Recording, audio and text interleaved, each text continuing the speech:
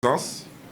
Je m'excuse de vous avoir accueilli dans ces conditions, dans mon bureau exigu, parce que malheureusement, nous n'avons pas pu avoir une salle, parce que malheureusement, tous les hôteliers de la place ont été menacés de représailles au cas où ils mettraient des salles à notre disposition.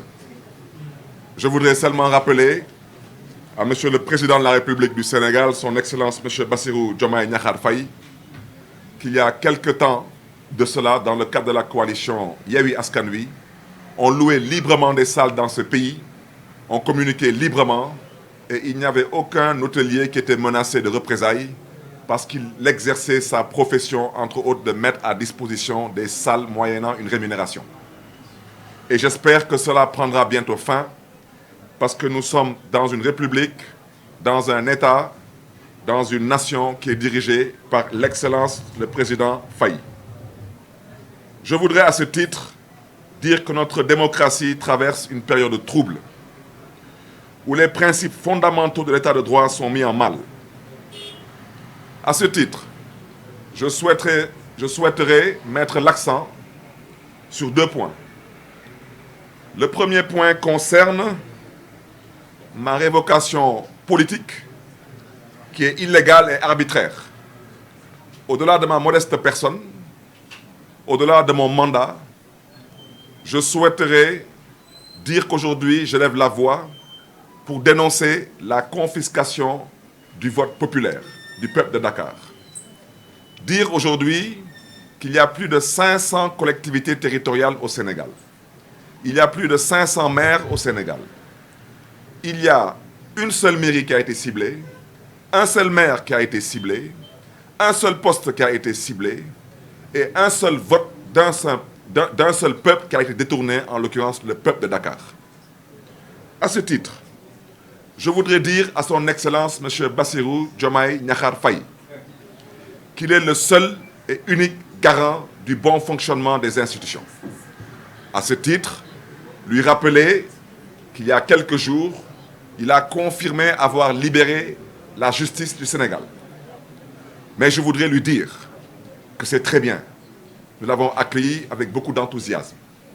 Mais lui rappeler qu'il est toujours encore membre du Conseil supérieur de la magistrature. Et je voudrais lui rappeler qu'il a la responsabilité du bon fonctionnement de ces institutions, dont l'institution judiciaire. Je voudrais lui rappeler que le 13 décembre 2024, il y a un arrêté préfectoral totalement illégal qui a été pris pour me démettre soi-disant de mes fonctions de maire de Dakar. Je souhaiterais aussi vous rappeler, Monsieur le Président de la République, que je suis encore le maire de Dakar à ce jour. Et que la mairie de Dakar actuellement fonctionne par le biais d'un intérimaire, comme le stipule la loi. Et je voudrais aussi rappeler et inviter tout le conseil municipal de la ville de Dakar à rester soudé autour de Madame le maire qui assure l'intérim et les affaires courantes pour le bon fonctionnement de notre mairie, mais surtout pour le bien des populations de Dakar. N'acceptez pas de vous faire divertir par soi-disant une probable élection pour remplacer le maire de Dakar. Cela ne pourrait se faire qu'une fois que la Cour suprême se serait prononcée.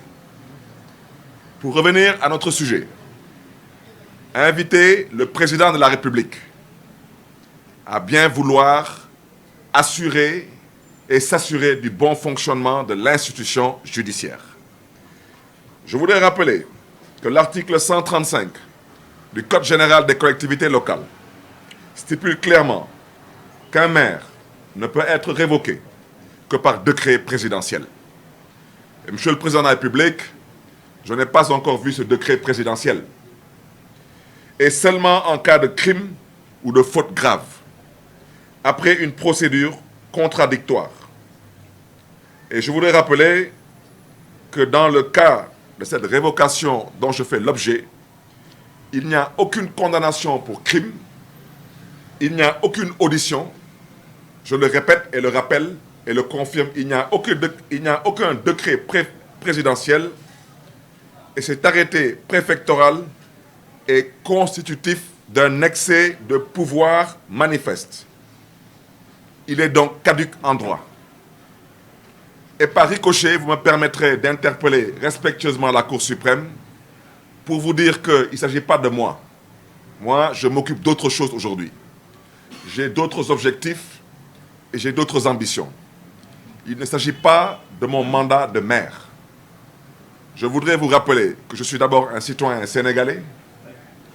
Je ne suis pas n'importe quel citoyen sénégalais, je suis un élu.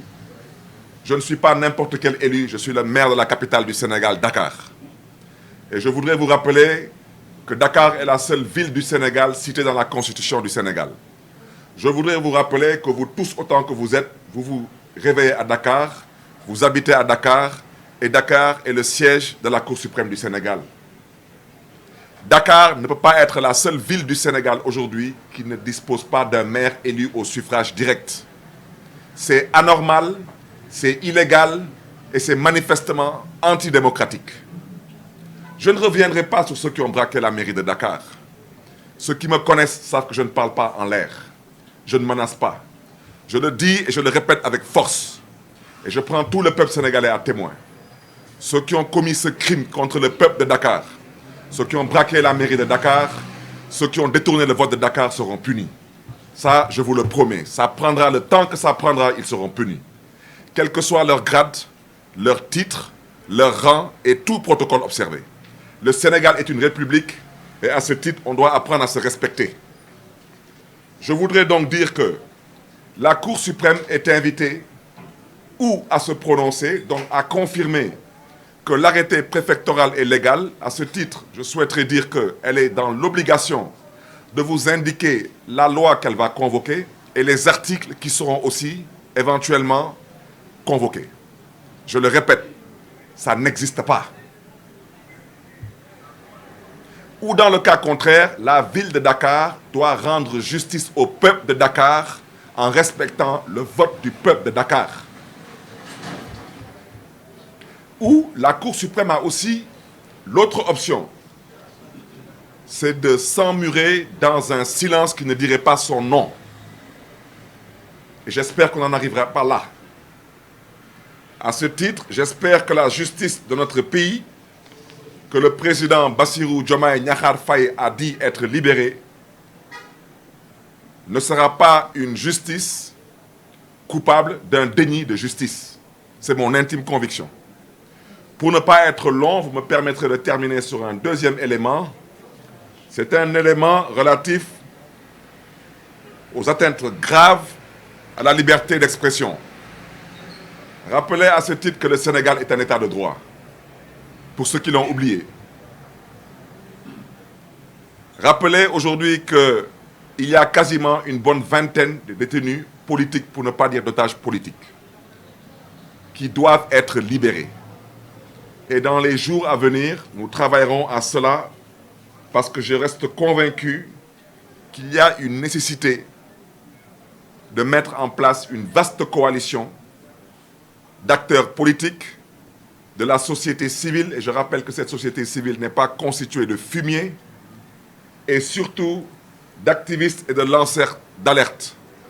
Il est temps de se mobiliser, il est temps de manifester, il est temps de faire face pour que ceux qui ont des penchants qui relèvent d'une pensée dictatoriale comprennent définitivement qu'ils n'impressionnent personne dans ce pays, pour ne pas dire qu'ils font pitié, et qu'ils ont intérêt à revenir à la raison. Parce que ce qui se passe, nous ne l'accepterons plus. Mes pensées vont vers mon frère Assane Diouf, vers Abdou Nguer, vers Badara Gadiaga, vers Moustapha Diakhaté, vers Ablaye Ndiaye, entre autres. Mais à ce stade, je souhaiterais interpeller Reporters sans frontières. Monsieur Bachir Fofana est un éminent journaliste qui n'a fait que faire son travail comme tous les journalistes à travers le monde le font tous les jours. C'est d'informer juste et vrai. Et éventuellement, de nous faire part de sa pensée. Et voici les raisons pour lesquelles M. Bachir Fofana se trouve actuellement en prison. À travers M. Bachir Fofana, on cherche à museler une presse libre et indépendante. J'invite à ce titre Reporters sans frontières à prendre ses dispositions et ses responsabilités. Quant à nous, acteurs politiques, nous ferons ce que nous avons à faire, parce que si les prisons de ce pays doivent se remplir, franchement, au stade où nous en sommes, c'est le cadet de nos soucis. Je terminerai seulement en disant que j'espère qu'on n'en arrivera pas là. Parce que si on en arrive là, malheureusement, la responsabilité du président Bassirou Diomaye Diakhar Faye ne pourrait pas ne pas être impliquée et convoquée. Et j'espère qu'on n'en arrivera pas là. Parce qu'il y a des individus dans ce pays qui n'en valent pas la peine. Il y a un individu dans ce pays qui a dit que ce pays a un problème d'autorité. Moi, je ne le crois pas. Le problème de cet individu, c'est qu'il confond. Il dit être chef de parti. Il a raison, il est effectivement chef de parti. Mais il a oublié que l'homme qui a été élu est chef suprême des armées. Et l'armée a toujours été une armée sous autorité. Donc à la limite, c'est une insulte grave à l'armée et à l'intelligence des Sénégalais. Mais ça, nous en reviendrons prochainement. Alors ce monsieur dit que le problème de ce pays, c'est qu'on doit lui laisser le soin de gouverner. Un chef du gouvernement, il gouverne. C'est que comme il ne comprend pas le français, il a voulu vous dire qu'il avait souhaité qu'on lui laisse le soin de présider. Mais un président, c'est fait pour présider, mais un président, il est élu. Et lui, il est nommé. Donc je vous remercie une fois de plus pour votre aimable attention, en vous souhaitant une excellente fin de journée et une très bonne continuation. Merci à vous.